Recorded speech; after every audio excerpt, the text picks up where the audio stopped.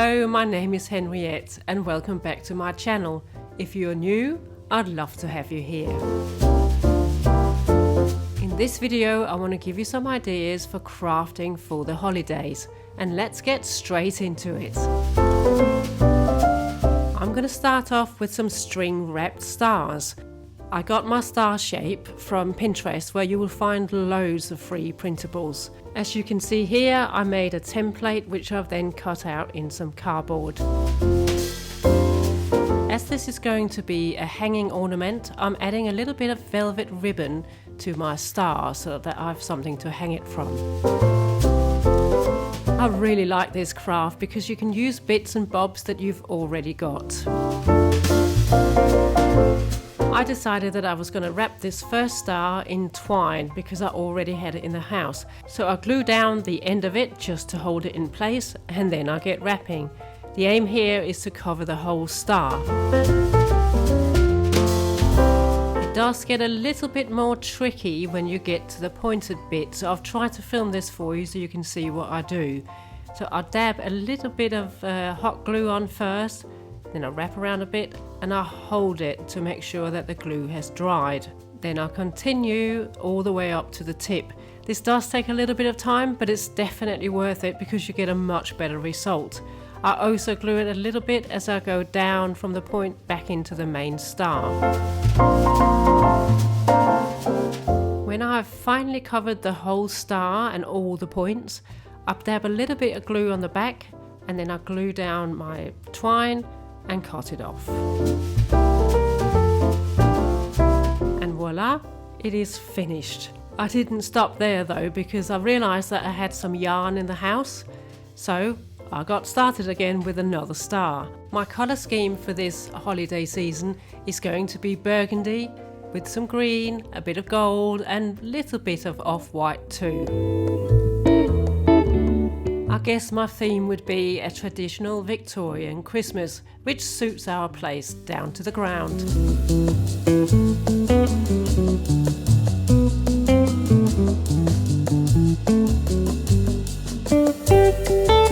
My next craft is of the felt variety, and I wanted to make a little pair of mittens. So again, I've gone to Pinterest where I found a mitten shape, which I printed for free. Once I'd cut out the felt, I decided that it was a bit bland, so it was time for me to get embroidering. And this is not something I do very often, but when I do it, I enjoy it. I am trying here to make a snowflake of sorts. Next, I use my template to cut out some wadding. I then place the wadding in between my two felt mittens, and then I can begin stitching all the way around the edge, and I'm using a blanket stitch here. I'm going to show you how I do one just so that you can see. They're quite easy and they look really nice. I also want this to be a hanging ornament, so I'm adding another bit of velvet ribbon to the top. I'm just placing it underneath the wadding just so you can't see the knot from the front, and then I carry on with the blanket stitch all the way to the end. So cute, and I really like this deep red burgundy colour. A big thank you goes to Teddy Blake for sponsoring this video, and Christmas really has come early for me. I am so grateful. This is the Gigi Suede Gold 13 inch, and I've chosen the dark red. It comes in lots of other colours too. These beautiful bags are created by Italian designers and are made in Italy using the finest Italian luxury leather. And it really shows. This bag feels and smells of luxury. Teddy Blake never compromise on quality, and the attention to detail is outstanding, and the design I think is very imaginative. I recommend that you pop over to the Teddy Blake website, where you will see that there's lots of choice in style and in colour. They bring out a new collection every single month. If you like the look of designer bags but don't want to spend thousands of dollars, then this brand is perfect for you. I love everything about this bag, but one of the things that I really like is the fact that it comes with a strap which is adjustable. It just means that you can make it look completely different depending on how you want to use it and what look you're going for. My code and link to Teddy Blake is linked below in the description box, and if you use my link it will take you straight to their clearance sale. I don't know if you've noticed, but this bag has been standing out all the way through London. Back to crafting, and this time I want to show you how to turn a metal star into something a bit more fancy. And I'm going to be using macrame. The knot I'm using here is called a square knot, and it is one of the basic macrame knots. I'm also using some macrame cord that I already had and that could do with using up. And I think this is a case of where it's easier to show you than it is to try and explain what it is I'm doing. I'm going to show you a couple of times so that you can get the hang of it. I'm folding a loop to the left hand side every time, and by doing that I create this spiral. It just happens naturally. Because this star is quite large, I will eventually run out of cord, and when that happens I use a bit of scotch tape to tape the ends onto the metal star. Then I thread some new cord through the loops on either side, and then I can start again. This craft does require a bit of patience, especially when you do the larger stars, but of course you can start with smaller ones. When I get to the end, I just tie a knot right up close to the star and another knot to create a hoop so I can hang it. To finish it off, I'm going to use some more of this gorgeous burgundy velvet ribbon. It turned out so pretty, and I'll be sure that I link the metal stars in the description box below. I really couldn't do a Christmas craft video without including some baubles, and I'm going to cover these baubles that I'm not so keen on anymore in some handmade paper. I'm using handmade paper because it will give me lots of texture, and I'm also gluing it on using school glue or PVA glue. I removed the little bauble tops before I started because I'm going to do something else with those. When you wet handmade paper like this, it becomes see-through, but it still has that gorgeous texture that I'm after. I'm going to paint these ones an off-white, and I'm using chopsticks to help me hold the baubles. They are becoming more and more like snowballs, which is exactly the effect I was after. I'm just going to leave them in some teacups to dry. As for these little tops, I'm going to be using some Robin Buff, and I'm using antique gold. And then all there's left is to put the toppers back on, add a little bit of that gorgeous ribbon, and I think they're just about done. If you're enjoying this video so far, please like, comment and subscribe. It means the world to me. I love hearing from you, and I promise you will receive a reply.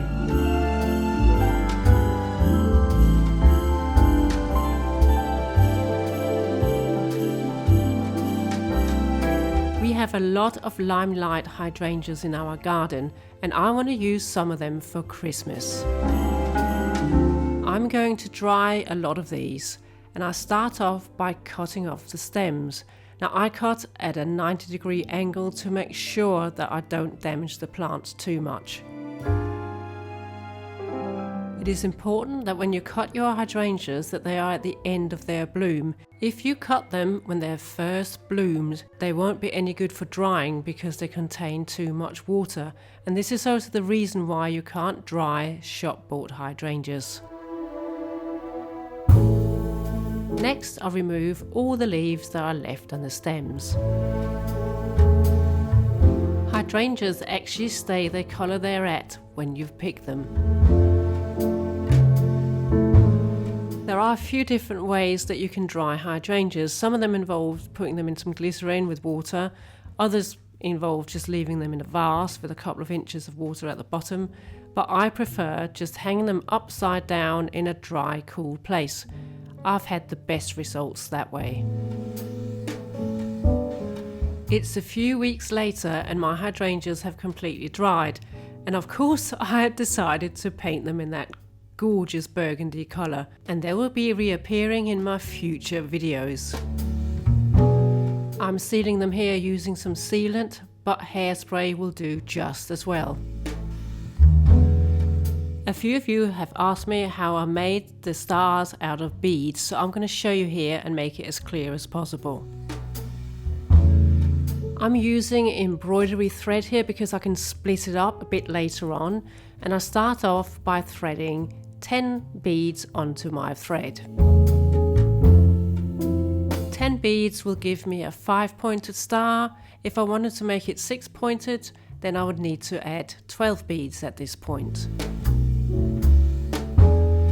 Once I have threaded all my 10 beads, I push them down towards the end of the thread, and then I create a circle by tying a double knot.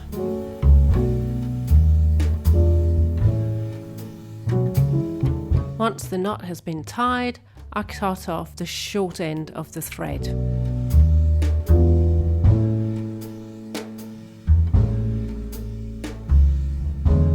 Then it's time to create the points of the star, and you start off by threading 2 beads onto your thread. You skip a bead and then put the needle through the one after it.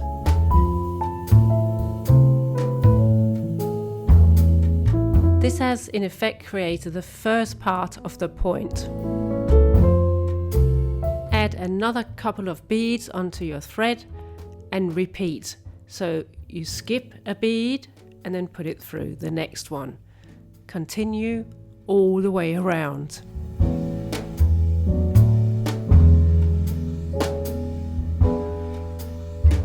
I'm now back at the beginning and I'm just going to thread through my last one here, and then it's time to get started on the next layer of the point. I'm going to thread through the first bead we added in the first row or layer, if you like.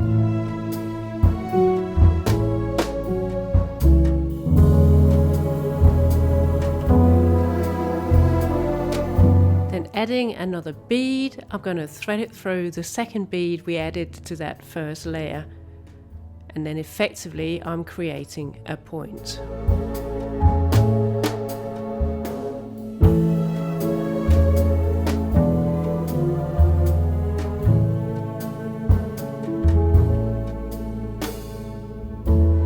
Now thread through the next lower bead, if you like, in the first layer we made, and up through the first one for the next point, and then we add a bead again, and you've created your next point.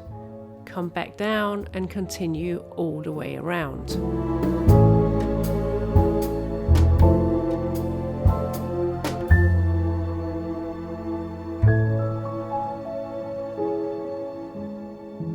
Honestly, this is such a nice little craft to do, and I promise you these little stars will look lovely on a Christmas tree.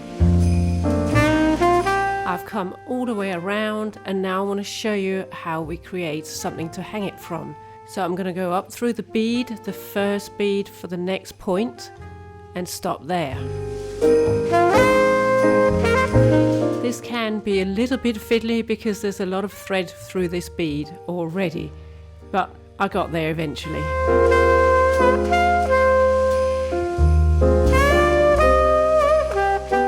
I separate my embroidery thread into 2, and it's approximately 3 little threads on each side.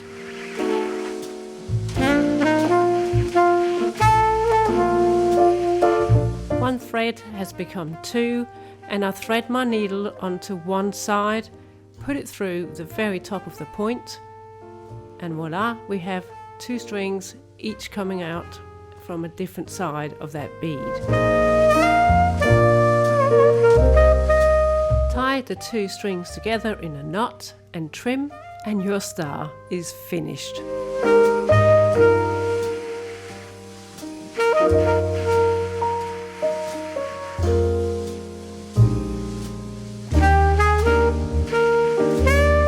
I also wanted to show you how I prepare my Advent candles for the holidays. I've had this holder for many years and it comes out every year, but the little sections are too deep. The candle just kind of disappears in there. So I normally fill them up using a jar and some bubble wrap to keep the jars in place. And then just using some candle wax, I attach the candles to the jars. So this year I'm sticking to my theme and I'm using Burgundy candles. Adding a bit of lichen just around the candles to cover up the bubble wrap, and a few berries to make it a bit more Christmassy. Sometimes I think it's nice to just decorate using very few items. It's quite simple, but I think the effect is pretty good. And my last little job here is to add the numbers. I'm all done with this one, and the next time you'll see it will be when I style our living room in a future video.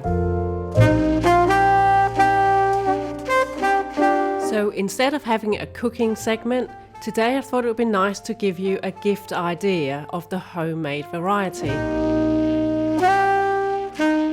I'm making chili oil, and this is such an easy thing to do, but it looks fantastic and it makes for a great gift. I'll make sure that I leave the recipe below in the description box. I start off using some olive oil and then I'm going to add some black peppercorns.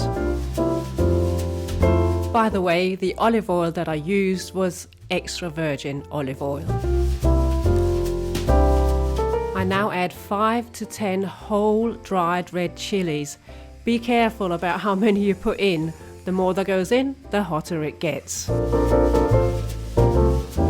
Lastly, I add in some chili flakes. I ensure that I mix all the ingredients together, then I cover up my bottle and I allow it to infuse for at least 2 weeks in a larder. This will keep for several months, but remember, it will keep getting hotter. And to make it look extra special, I add a label and some more of that gorgeous velvet ribbon. I think they look so pretty, and this is certainly a gift that I would like to receive myself.